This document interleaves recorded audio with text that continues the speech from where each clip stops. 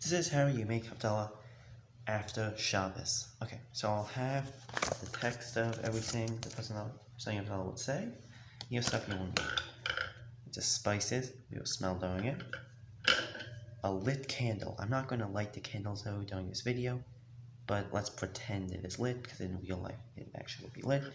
Have drink, most likely grape juice or wine. Okay, let's let it go.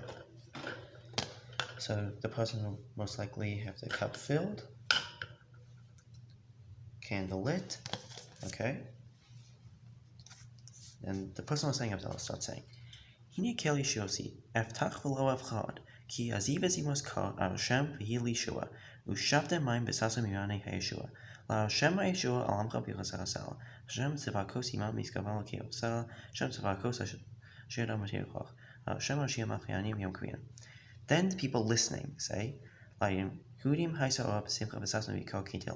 person reciting it repeats what they just said. Then he keeps going. That's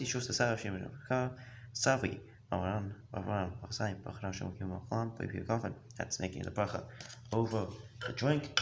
He's not drinking yet. Everyone assembled says, Amen. And he said, making the bracha over the spice.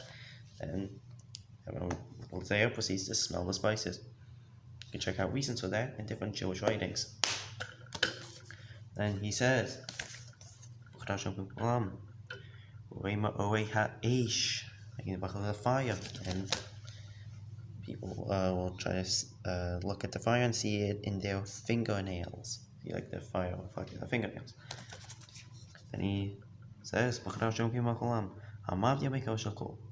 בין אור לחושך, בין ישראל לעמים, בין יום השביעי לששת ימי המסע, ברכות השם, המבדיל בין קודש לחול. Someone says, Amen. And this is the bracha where he is basically ending Shabbos by saying this. This is where we say how Hashem separates between holy and secular, light and dark, the Jewish people and other nations, between the Shabbos day and the other 6 days of the week.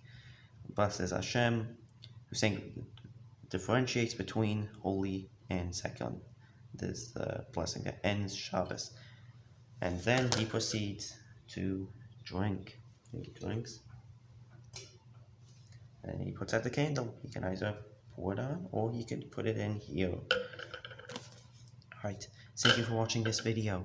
If you could not see the text of it properly, maybe you have something that does have the text written in it, like a siddur, or maybe something you could borrow, or you can even find it online.